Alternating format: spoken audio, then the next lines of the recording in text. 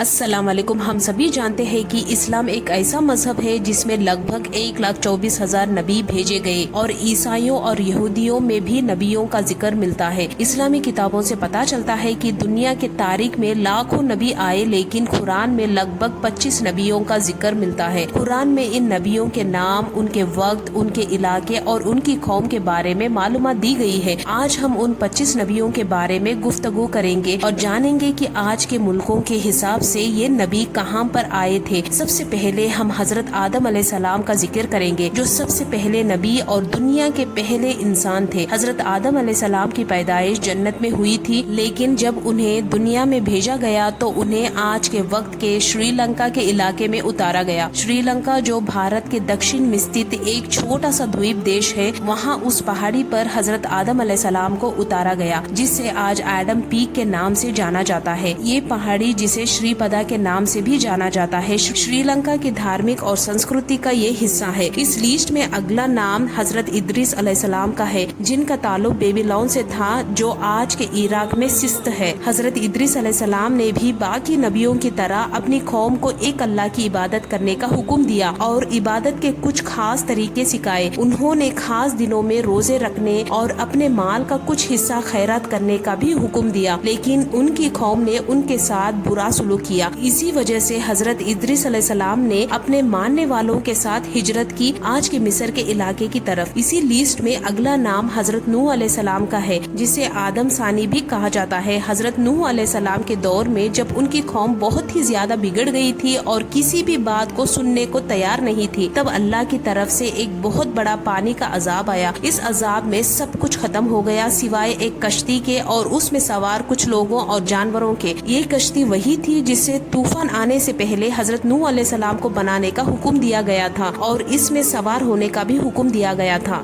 अक्सर उलमा और तारीकी दान बताते हैं कि हजरत नूह अलैहिस्सलाम का ताल्लुक आज के इराक के इलाके से था। हालांकि कुछ दूसरी किताबों में हजरत नूह अलैहिस्सलाम के ताल्लुक से किसी और इलाके की तरफ भी इशारा किया गया है। हैरानी की बात यह है कि रिसेंट रिसर्च में कुछ उलमा ये भी कहते हैं कि मुमकिन है कि हजरत नूह अलैहिस्सलाम का ताल्लुक भारत के इलाके से हो। इसका सबब ये है कि भारत के पुराने धर्मों की बहुत सारी तारीखी कहानियां और कल्चर हजरत नूह अलैहिस्सलाम के दौर की चीजों से मिलती जुलती है। इस लिस्ट में अगला नाम हजरत हूद अलैहिस्सलाम का है। कुरान और दूसरी धार्मिक किताबों में ये बताया गया है कि हजरत हूद अलैहिस्सलाम को अरब के दक्षिणी हिस्से की तरफ भेजा गया था। आज के दौर के मुताबिक ये इलाका पूर्वी यमन या पश्चिमी ओमान का होता है। हजरत हूद अलैहिस्सलाम की कौम अल्लाह से मुंह मोड़ने के लिए जानी जाती थी, जिसकी वजह से उन लोगों पर अल्लाह का अजाब आया। इसके बाद में नाम हजरत सालेह अलैहिस्सलाम में समूद भेजा गया था। उस वक्त कौम में समूद शिर्क में डूबी हुई थी और बड़े बड़े गुनाहों में मुब्तला थी। ये कौम बेहद दौलतमंद भी थी और अपनी ताकत और दौलत पर घमंड करती थी। आज के जमाने के हिसाब से ये कौम सऊदी अरब के उत्तर पश्चिमी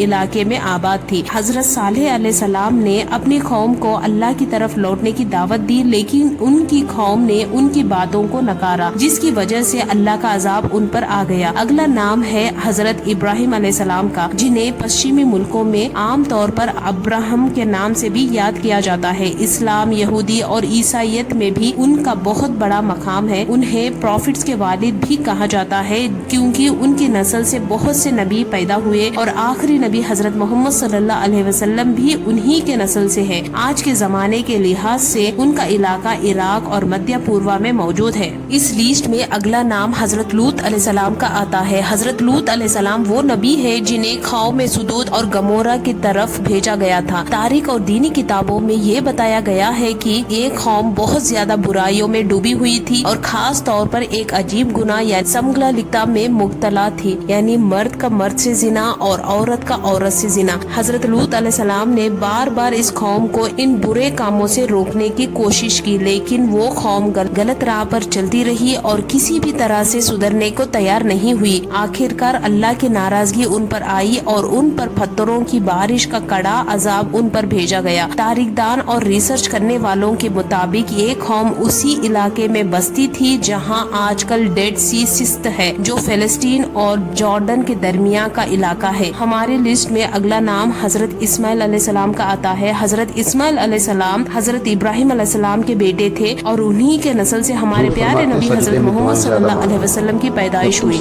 حضرت اسماعیل علیہ السلام کو تاریخ میں عربوں کا والد بھی مانا جاتا ہے، کیونکہ ان کی اولاد ہی آگے چل کر عرب قبیلوں میں تبدیل ہو گئی۔ حالانکہ تاریخ لکھنے والے بتاتے ہیں حضرت اسماعیل علیہ السلام کی پیدائش فلسطین کے علاقے میں ہوئی تھی، لیکن بعد میں اللہ کے حکم سے وہ اور ان کی ماں حضرت حجرہ علیہ السلام مکہ کے ویرانے میں آ کر بسے، جو بعد میں اسلامی تاریخ کا بہت بڑا مقام بن گیا۔ اگلا نام انہی کے بھائی حضرت اسحاق علیہ السلام کا ہے۔ حضرت اسحاق علیہ السلام نہ صرف حضرت ابراہیم علیہ السلام کے بیٹے تھے، بلکہ وہ حضرت یعقوب علیہ السلام کے والد اور حضرت یوسف علیہ السلام کے دادا بھی تھے۔ انٹرسٹنگ بات یہ ہے کہ قرآن میں حضرت اسحاق علیہ السلام کا ذکر ان کے نام کے ساتھ 15 مرتبہ کیا گیا ہے۔ حضرت ابراہیم علیہ السلام کے وہ دونوں مشہور بیٹے آج کے دور کے 3 بڑے ابراہیمی دھرموں کی شروعات مانے جاتے ہیں۔ حضرت اسماعیل علیہ السلام کو عربوں کا پوروج اور پیشوا مانا جاتا ہے، اور ان کی اولاد سے ہی آخری نبی حضرت محمد صلی اللہ علیہ وسلم کی پیدائش ہوئی۔ دوسری طرف حضرت عیسیٰ علیہ السلام کو یہودیوں کا پوروج مانا جاتا ہے، اور ان کی اولاد سے حضرت عیسیٰ علیہ السلام پیدا ہوئے، جنہیں عیسائیت میں بہت اہمیت دی جاتی ہے۔ حضرت عیسیٰ علیہ السلام کی پیدائش فلسطین کے علاقے میں ہوئی تھی، اور ہماری اس لسٹ میں اگلا نام حضرت یعقوب علیہ السلام کا ہے۔ یہ حضرت عیسیٰ علیہ السلام کے بیٹے تھے، اور ان کی پیدائش بھی فلسطین کے اسی علاقے میں ہوئی تھی۔ اس کے بعد اگلا نام حضرت یوسف علیہ السلام کا آتا ہے، جو حضرت یعقوب علیہ السلام کے بیٹے تھے۔ تاریخ میں انہیں ان کی خوبصورتی، حکمت اور صبر کے لیے جانا جاتا ہے۔ قرآن کریم میں ان کے نام سے ایک پورا سورہ موجود ہے، جس میں ان کی پوری کہانی تفصیل سے بیان کی گئی ہے۔ حضرت یوسف علیہ السلام کی پیدائش بھی فلسطین میں ہی ہوئی تھی، لیکن جیسے کہ آپ نے پڑھا ہوگا، بعد میں انہیں اپنے بھائیوں کے حسد کی وجہ سے پہلے غلام بنا دیا گیا، اور پھر مصر میں وزیر اعظم کے پد تک پہنچے،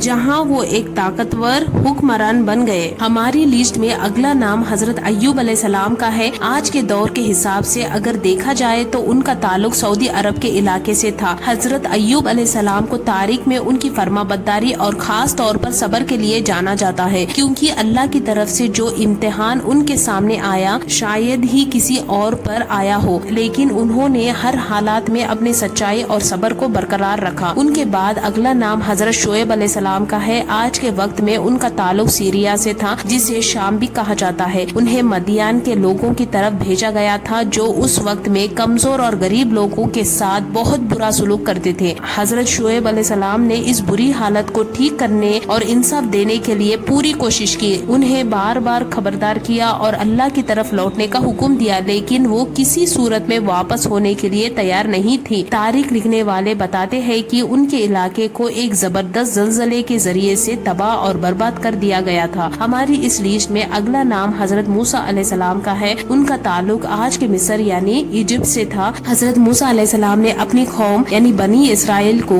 زمانے کے اتیاچاری فرعون کے ظلم سے آزاد کرایا تھا۔ فرعون کا نام رامسیس دوسرا تھا، اور اس کے بارے میں آپ نے شاید پہلے پڑھا اور سنا ہوگا۔ اس کے بعد ہماری لسٹ میں اگلا نام حضرت ہارون علیہ السلام کا ہے۔ حضرت ہارون علیہ السلام حضرت موسیٰ علیہ السلام کے بھائی تھے، اور انہوں نے اپنے بھائی کے پورے مشن میں ان کا پورا ساتھ دیا۔ حضرت ہارون علیہ السلام کا تعلق بھی حضرت موسیٰ علیہ السلام کی طرح مصر سے ہی تھا۔ اب ہماری لسٹ میں اگلا نام حضرت داؤد علیہ السلام کا ہے، جنہیں پشچمی ملکوں میں ڈیوڈ کے نام سے بھی جانا جاتا ہے۔ یہ وہ نبی تھے جنہوں نے قوم بنی اسرائیل کے حکومت کی بنیاد رکھی اور ایک لمبے زمانے تک ان پر حکومت کی۔ ان کا تعلق آج کے زمانے کے فلسطین سے تھا۔ ہماری لسٹ میں اگلا نام حضرت سلیمان علیہ السلام کا ہے، جنہیں پشچمی ملکوں میں سولومن کے نام سے بھی جانا جاتا ہے۔ حکومت کے معاملات میں یہ اپنے والد یعنی حضرت داؤد علیہ السلام کی طرح یا شاید ان سے بھی زیادہ آگے نظر رکھتے تھے۔ انہوں نے ایک لمبے زمانے تک بڑے علاقے پر حکومت کی، اور اللہ کی طرف سے انہیں کچھ خاص تحفے بھی ملے تھے، جیسے کہ جانور کی زبان سمجھنا اور جنوں کے ساتھ ساتھ پوری دنیا پر بھی حکومت کرنا، اور ان کا تعلق بھی فلسطین سے ہی تھا۔ صرف یہی نہیں بلکہ ہمارے لسٹ میں اگلے نبی حضرت الیاس علیہ السلام ہے۔ ان کا تعلق بھی فلسطین کے علاقے سے تھا۔ حضرت الیاس علیہ السلام کو ایسی قوم کی طرف بھیجا گیا تھا جو اس وقت بال نام کے ایک بدھ کی پوجا کیا کرتے تھے۔ حضرت الیاس علیہ السلام نے اپنی پوری کوشش کی کہ ان کی قوم